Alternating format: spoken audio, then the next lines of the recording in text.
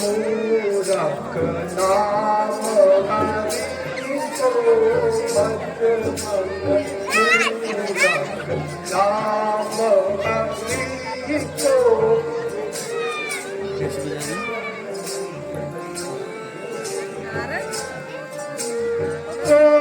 उसके तुल्य है जग माही को, उसके तुल्य वही दाता है जानकी को भज मन। नारायण नारायण नारायण। कैसे बोला? टोन कर रहे अपना। नारायण नारायण नारायण। कहिए विश्वराज, कैसे खाना हुआ? नारायण नारायण। लंकेश परिवार सहित कुशल से तो हो। बहुत दिनों से आपकी कुशलता न मिली, इसी हेतु यहाँ आया हूँ। नारायण नारायण नारायण। ऋषिराज, आपकी कृपा से मैंने यह राज्य प्राप्त किया है और ब्रह्मा जी से वर पाकर मैं देव, धनुष, इंद्र, नाग आदि सातों निर्भय होकर ठीक हूं। इसलिए मुझे किसी का भी भय नहीं। नारायण नारायण। लंकेश, यदि ऐसा है तो कोई चमत्कार दिखाओ और एक बार शंभू सहित कैलाश उठाकर लंका में लेकर जाओ, जिससे जिससे तुम्हारी कीर्ति संसार में फैल जाए। नारायण नारायण नारायण। सत्य कहा ऋषिराज, मैं अभी जाता हूँ और सब सही कैलाश लेकर आता हूँ। जय शंकर, जय शंकर। नारायण नारायण नारायण। आप तो अब तमाचा देखना ही बाकी है। नारायण नारायण नारायण।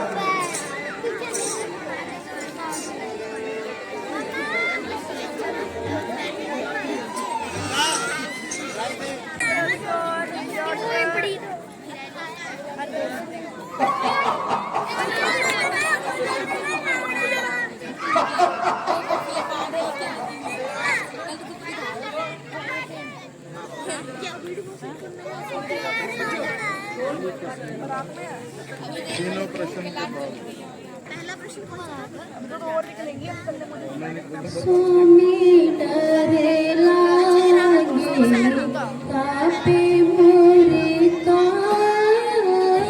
स्वामी डरे लागे तापे मोरे का।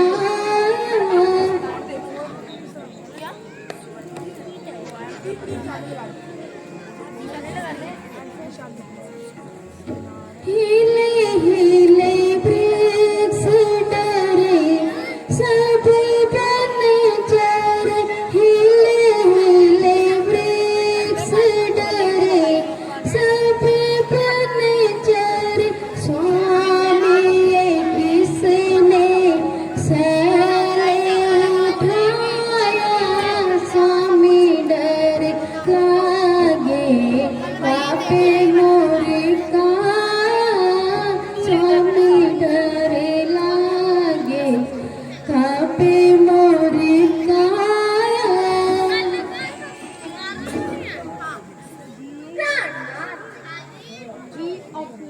सारा कैलाश हिल रहा है, पशु पक्षी भैंसे इधर उधर भाग रही हैं। ऐसा प्रतीत होता है कि कोई सारे कैलाश को हिला रहा है। प्रिय, ये उस दुष्ट रावण की करतूत है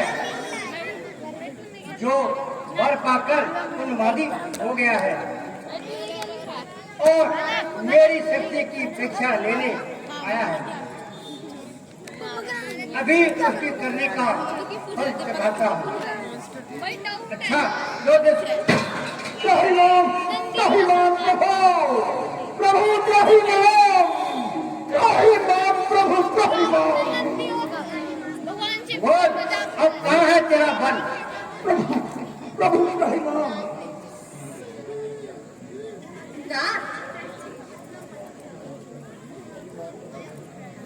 इसको अभिमान का फल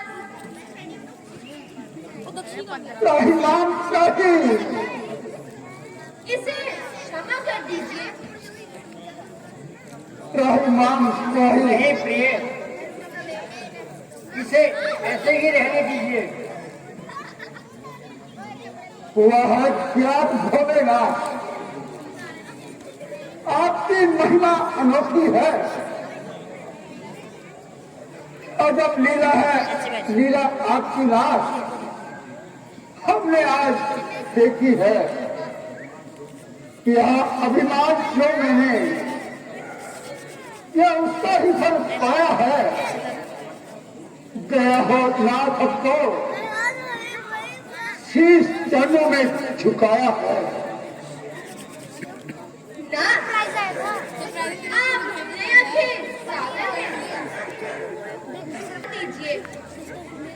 अच्छा प्रिय, यदि तुम कहती हो तो मैं से छोड़ देता हूँ। ओ दुष्ट जा, ले क्षमा कर दिया। फिर कभी ऐसी उदंता मत करना।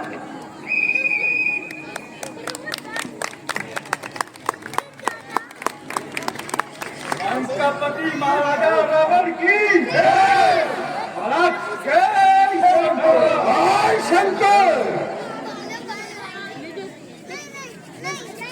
मंत्री जी, जो दूत कर लेने गए थे वह अभी तक वापस नहीं लौटे।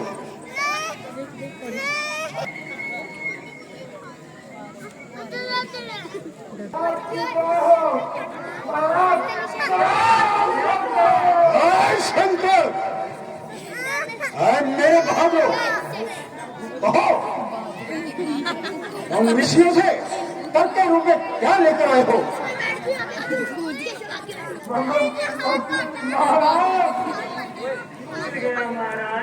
इस घड़े को यहाँ क्यों लेकर आए हो?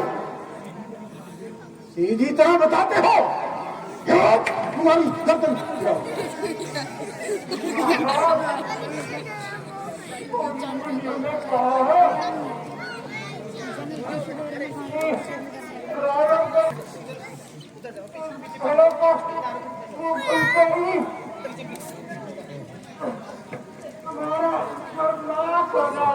क्या कहा?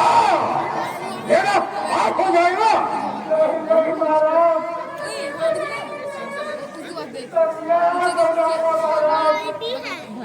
अच्छा अच्छा, जाओ इस घड़े को उत्तर दिशा में राजा जनक की राजधानी में डालो।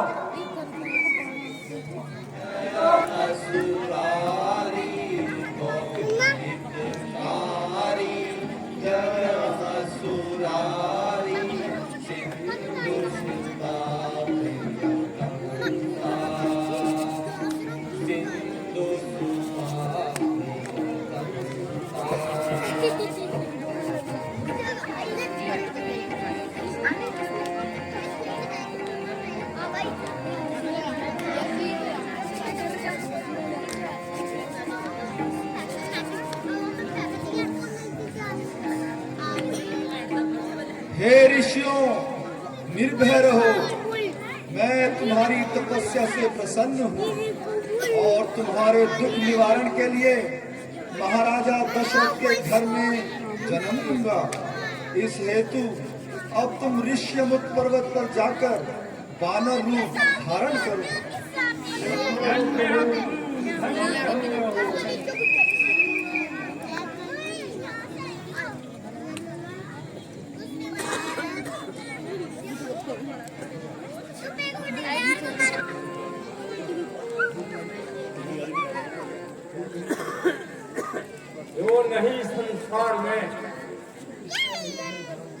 इच्छा नहीं धन धन, भोगने वाला नहीं कोई, तो वह संपदा किस काम।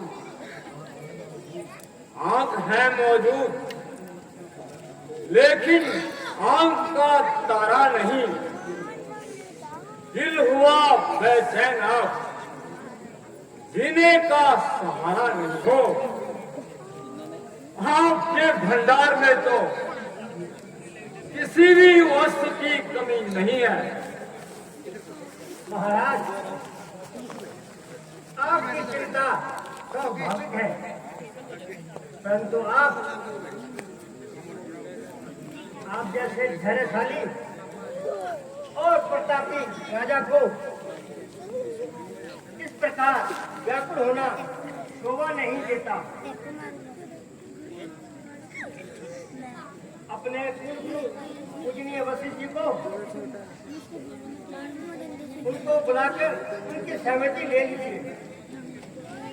ठीक है मंत्री जी, आप शीघ्र ही गुरु वशिष्ठ जी को बुला ले आए। जो आज्ञा महाराज।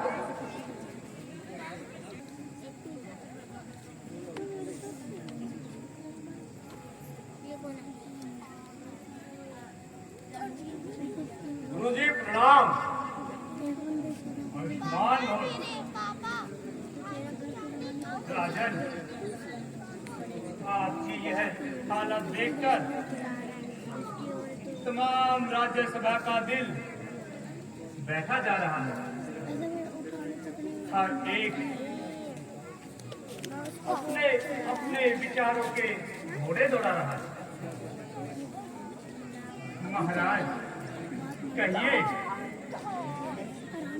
आपके चेहरे पर ये उतार चढ़ाव का क्या कारण है? कृपा करके शीघ्र बताने का प्रयास कीजिए।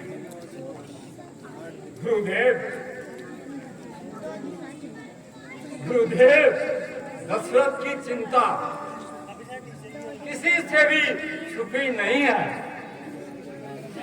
आप तो स्वयं जानते ही हैं कि कर चुका विवाह 3 फिर भी फल उसका अभी तक मिला नहीं।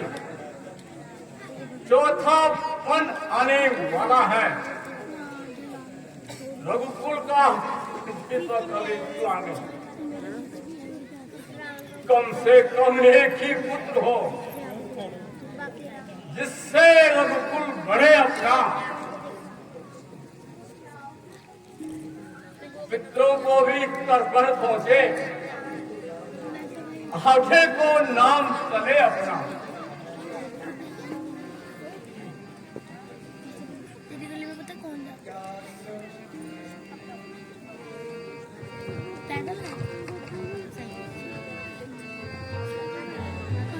क्या कहूँ ऐ गुरु जी मैं अपनी व्यथा, क्या कहूँ ऐ गुरु जी मैं अपनी व्यथा।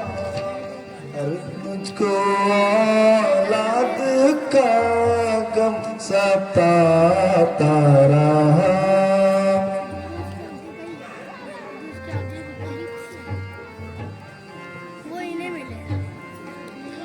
हर तरह से हुई ना उम्मीदी मुझे, हर तरह से हुई ना उम्मीदी मुझे।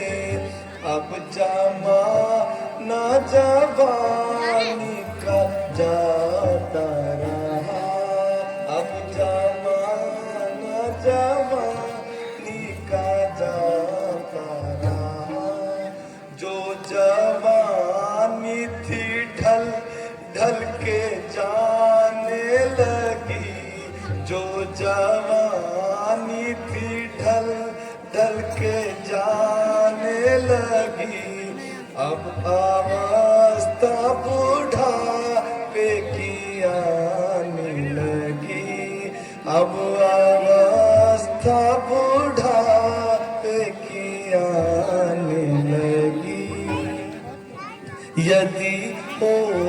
जाता घर में एक भी पुत्र, यदि हो जाता घर में मेरे एक पुत्र, तो उजड़ता नहीं मेरा आबाद घर, तो उजड़ता नहीं मेरा आबाद घर।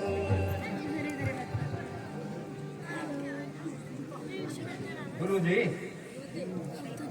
यो तो हर प्रकार से ईश्वर की कृपा से, किंतु एक चिंता है जो कि मन में व्याप्त है। अब आयु का अंतिम भाग भी जाने वाला है, परंतु गुरुजी मैं अभी भी अपनी असली दौलत से खाली हूँ। यदि एक भी पुत्र हो जाता तो मेरा हृदय शीतल हो जाता, परंतु किसी ने ठीक ही कहा है,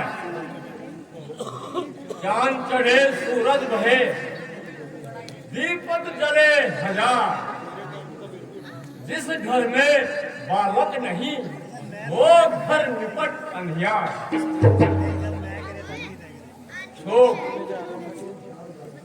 और इस विशाल राज्य का गैर ही अधिकारी होगा। हे ईश्वर, तेरी निगाह परम्पार है। राजन,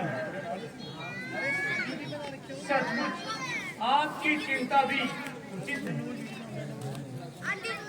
वह घर नहीं बल्कि एक तरह का शमशान है, जिसमें कोई बालक खेलता हुआ नजर न आता हो। संतान तो जीवन का सहारा है और आंखों का तारा है, किंतु इस प्रकार निराश नहीं होना चाहिए। उस दयालु को दया करते देर नहीं लगती। अब शीघ्र ही जाकर सिरंद ऋषि जी को बुलवाइए और पुत्रेष्ठ यज्ञ की तैयारी कीजिए। राजन, मुझे पूर्ण विश्वास है कि ईश्वर आपकी मनोकामना जरूर पूरी करेंगे। मेरा दिल यह कह रहा है, पूर्ण आशा दिली होगी, वह दिन आने वाला है, कली जब मन की खिली होगी। महाराज, महाराज, गुरुजी ठीक कह रहे हैं। अब हमें शीघ्र ही यज्ञ का प्रबंध करना चाहिए। मंत्री जी, आप जाइए, जिस तरह भी हो सके सिंह ऋषि को बुला के ले आइए। मुझे आशा है कि ऋषिराज पधार कर मुझे कृतार्थ करेंगे और मेरे इस क्लेश को अवश्य मिटा देंगे। महाराज का आज्ञा शिरोधार्य है।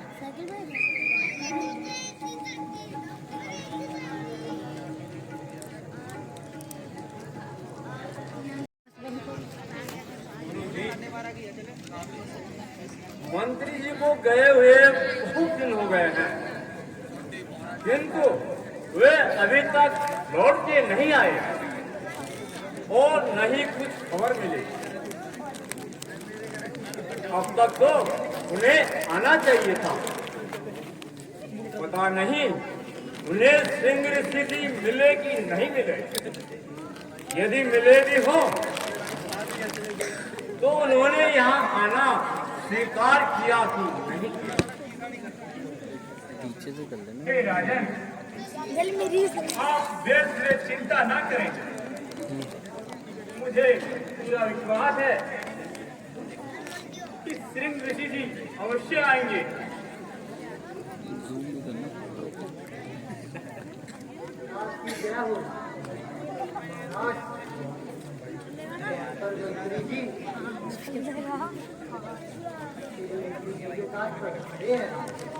क्या कहा? ऋषि जी आ गए हैं? लाओ उन्हें आदर पूर्वक दरबार में ले आओ।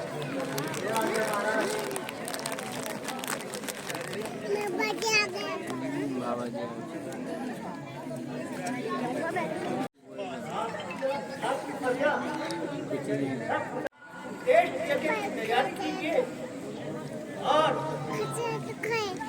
यज्ञ की सामग्री मंगाइए। मुझसे जो भी होगा सब यज्ञ करूंगा।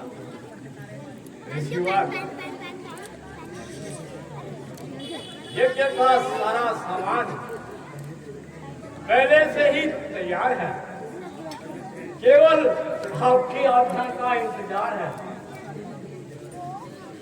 इसलिए आप यज्ञशाला में चलकर यज्ञ को बहुत ज्यादा बिगड़ा हुआ है, तो बहुत ही ज्यादा। ठीक है राजन, चलिए। कैसे गिरा वो पर्दा?